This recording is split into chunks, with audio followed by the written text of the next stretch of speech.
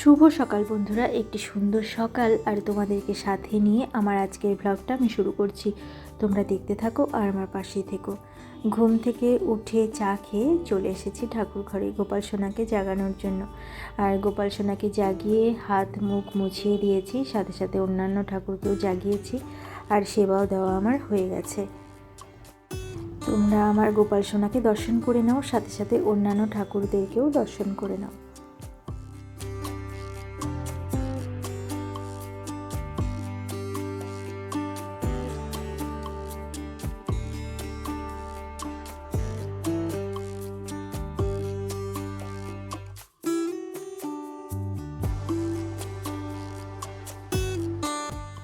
এবার আমি জানালাগুলো খুলে দেবো, বাইরে রোদ উঠে গেছে। সকালে উঠে জানালা আর খোলা হয় না, কোনো দিন খুলে দেই যেদিন সকাল থেকেই রোদ থাকে, আর যেদিন বেশি ঠান্ডা থাকে সেদিন তো খোলা হয় না।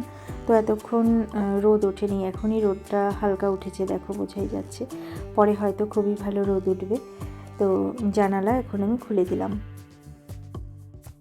গরমের দিনে ঘুম থেকে উঠেই জানালা খুলে দেই, জানালা খুলে সেখানে কিছুক্ষণ দাঁড়াই, তারপরে কাজ শুরু করি। কিন্তু শীতকালে সেটা হয় না, ঘুম থেকে উঠে দুটো বেলকনির দরজাই খুলি, বেলকনির দরজা খুলে সেখানে গিয়ে একটু দাঁড়াই বাইরে, আর কিছুক্ষণ বাদেই আবার চলে আসি, বেশিক্ষণ থাকা যায় না। আর জানালা খোলার কথা তো ভাবতেই পারি না। তো যাই হোক, এখন সবগুলো জানালাই আমি খুলে দেবো যেহেতু রোদ উঠে গেছে।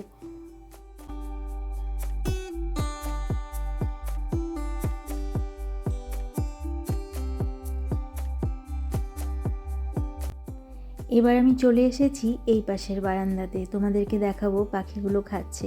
এখন তো শুধু দুটো পাখি আছে, ঘুঘু পাখি, আর অন্যান্য সময় না আরও পাখি আসে। একদম সকালে যদি খেতে দিই তাহলে অনেক ধরনের পাখি আসে, আর দুপুরবেলা খেতে দিলে ওই শালিক পাখি আসে, আর এই যে ঘুঘু পাখি আসে। আর আগে চড়াই পাখিও আসতো অনেক, কিন্তু এখন আর দেখি না, ওরা আর আসে না, এখন জানি না কেন আসে না। আর এই যে আমার গাছগুলো কিন্তু এখানে বেশ বড় হয়ে গেছে, এগুলো আর দেখানোর সময়ই হয় না তোমাদের। তো চলে এলাম এবার রান্নাঘরে, দেখো এসে ভাত বসিয়ে দিয়েছি। আর এই যে মাছ নিয়ে এসেছে, মাছের ঝোল হবে আজ। মাছের ঝোল করব ফুলকপি দিয়ে, আর দেখি কি রান্না করা যায়, এখনও চিন্তা ভাবনা করিনি। কাল রাতে নিয়ে এসেছিল সবজি, সেগুলো এই যে প্যাকেটেই রাখা আছে, এখান থেকেই এক এক করে কেটে নেব সব সবজি।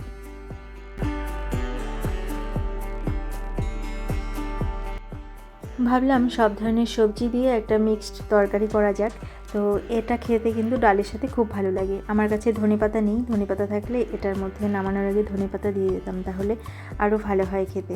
তো যাই হোক, দেখো তরকারিটা আমার রান্না করা হয়ে গেছে প্রায়, আর একটু জল জল আছে, এটা শুকিয়ে নিয়ে আমি এটা নামিয়ে নেব।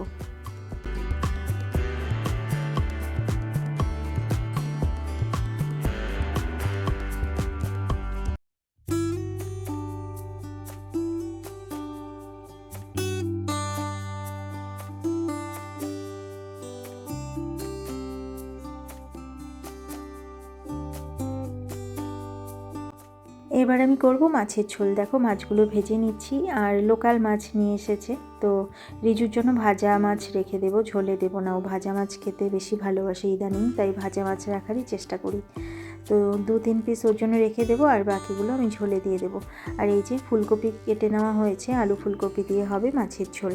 আর বাকি এখানে দেখো আরও কিছু মাছ আছে আর তেল আছে মাছের, সেটা রেখে দেবো ফ্রিজে ধুয়ে। আর এই যে পাখিদেরকে আবার খেতে দিয়ে দিচ্ছি, ওদেরকে না দুবার খেতে দিতে হয় আমার, বললাম না সকালে একবার দিয়েছিলাম, এই যে এখন আবার দিয়ে দিলাম, ওরা এসে ঠিক খেয়ে নেবে। দুপুরে এসে ডাকতে থাকে, জানালার ধারে এসে না খুব কিচিরমিচির করে, যখন খাবার দিই খাবারগুলো খেয়ে তারপর চলে যায়, ওদের একটা অভ্যাস হয়ে গেছে। তো যাই হোক, এবার আমি ওদেরকে খেতে দিয়ে চলে এলাম ঠাকুর ঘরে। এই যে ঠাকুর পুজো দেওয়া কিন্তু আমার হয়ে গেছে, আমার রান্না করা, স্নান, ঠাকুর পুজো সবই হয়ে গেছে, কিন্তু ঘরটা গোছানো হয়নি, ঘরটা কিন্তু এলোমেলো হয়ে আছে। এবার আমি ঠাকুর ঘর থেকে গিয়ে ঘরটা গুছিয়ে নেব। এবার আমি চলে এলাম এই ঘরে, দেখো বললাম না বিছানাটা গুছানো হয়নি, তার আগে আমি চোখে ওষুধ দিয়ে নেব। আমার এই চোখের ওষুধ টাইমলি দিতে হয়, তো রাতে কোনো চিন্তা থাকে না, রাতে রিজুই আমাকে চোখে ওষুধ দিয়ে দেয়। কিন্তু দিনে তো ও সবসময় থাকে না, যেমন আজকে গেছে ড্রয়িং করতে, তো এই রকম সময়ে আমাকে কে দিয়ে দেবে? তো আমি নিজেই দিচ্ছি ওষুধ। আর নিজে না চোখে ওষুধ দিতে ভীষণ অসুবিধে হয়। কতগুলো ড্রপ যে আমি ফেলে নষ্ট করলাম, এদিক ওদিক পড়ে গেল, লাস্টে একটা ড্রপ চোখে গেল। তো চোখের ওষুধটা এত জ্বালা করে চোখে দিলে আমার দিতে ইচ্ছে করে না, কিন্তু চোখটা ভালো রাখতে গেলে দিতেই হবে। আর এবার আমি বিছানাটা পরিপাটি করে নেব। তোমরা হয়তো ভাববে যে স্নান পুজো হয়ে গেছে, বিছানা কেন এখনও ওঠায়নি? আসলে না, দিদি চলে আসবে কাজে, আর দিদি আসার আগে আমার স্নান যদি না করে নিই, তাহলে দিদি চলে আসলে তখন আর স্নানে যেতে পারি না। দিদি আবার কাজ শেষ করে বাড়ি যাবে যখন, তখন আমাকে স্নানে ঢুকতে হয়। আর তা না হলে কাজগুলো বুঝিয়ে দেওয়া বা কোন কাজ আজ করাবো বা কোন কাজটা করতে হবে না, কিভাবে করবে, সেগুলো না দিদি অত বুঝতে পারে না। তাই দিদি যখন কাজ করে, আমি যদি তার সামনে থাকি, সে আমার কাছে জিজ্ঞেস করে করে, তাতে দিদিরও সুবিধে হয়, আমারও সুবিধে হয়। তাই আমি স্নানটা আগেই করে নিলাম। এবার দিদি চলে আসলে আমার আর কোনো অসুবিধে হবে না।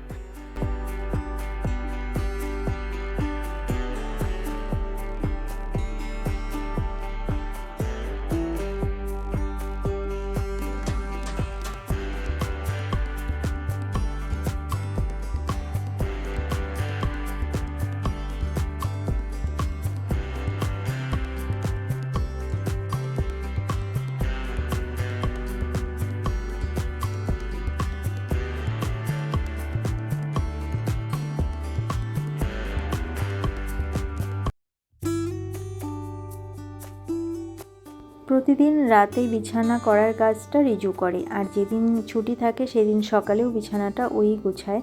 আমি এখন করি না। আর যেদিন ওর স্কুল থাকে বা টিউশন থাকে সকালে, সেই দিন আমাকেই গুছাতে হয়। যেমন আজ ও ড্রয়িং করতে গেছে, তো বিছানাটা আমি গুছিয়ে নিলাম। আর এই দিকের সোফাটা দেখো, সেটাও পরিপাটি করে দিয়েছি। এবার আমি আবার অন্য কাজে যাব। তার আগে তোমাদেরকে দেখিয়ে দিই কতটা রোদ উঠে গেছে। এই দেখো, একদম চকচকে আকাশ হয়ে গেছে। এবার আমি বাইরে চলে এলাম। দিদি এসে গেছে, দিদির মতো দিদি কাজ করছে। আমি এখানে এসে একটু দাঁড়াবো রোদে, কারণ বারান্দায় একটু রোদে না দাঁড়ালে না হয় না, ঠান্ডা লাগতে থাকে। তাছাড়া কয়েকদিন থেকে আমার ঘাড়ে প্রচণ্ড ব্যথা হচ্ছে, তো আস্তে আস্তে দেখি ব্যথাটা বাড়ছে, জানি না কেন হচ্ছে এমন। তো ওষুধ খেতে হবে, কিন্তু তার আগে চেষ্টা করি একটু রোদে দাঁড়ালে যদি ব্যথাটা কমে। তাই দুদিন থেকে একটু রোদে দাঁড়ানোর চেষ্টা করছি। এই যে পিঠের দিকে আর কি রোদটা দিয়ে দাঁড়াই, যাতে পিঠে রোদ পড়ে আর ব্যথাটা আমার কমে। জানি না কেন এরকম হচ্ছে। যদি দেখি না কমে, তাহলে তো ওষুধ খেতেই হবে। আর দেখো, বারান্দার ফুলগুলো ধীরে ধীরে ফুটছে, আর সব ফুলের রং একই, হলুদ রং। তো হোক একই রং, তবুও সব যখন ফুটে যাবে না, তখন কিন্তু দেখতে বেশ লাগবে।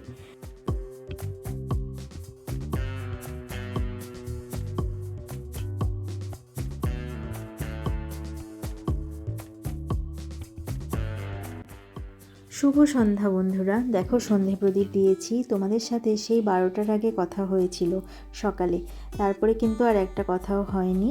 আমি এতটাই ব্যস্ত ছিলাম যে আর কোনো ভিডিও শ্যুট আমি করিনি। তো এখন সন্ধে হয়ে গেছে, সন্ধ্যের খাবার বানাতে হবে রিজুর জন্য কিছু। তো রিজু গেল একটু বাইরে ওর বাবার সাথে, আমাকে বলল ও ম্যাগি খাবে, আর ম্যাগিটা চাউমিনের মতো করে বানিয়ে দিতে বলল। তো আমি সেটাই বানাচ্ছি, আর ওকে যেহেতু দেবো, তাই ভাবলাম একসাথে একটু বেশি করে করি, ওর বাবাকেও দেবো, আমিও একটু খাবো।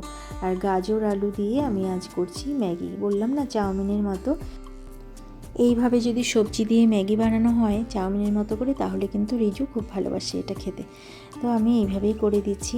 আর গাজর, তার সাথে দিয়েছি আলু আর মটরশুঁটি, যেটা দেখতে পাচ্ছ হালকা, সেটা কিন্তু ম্যাগি মশলার মধ্যেই ছিল।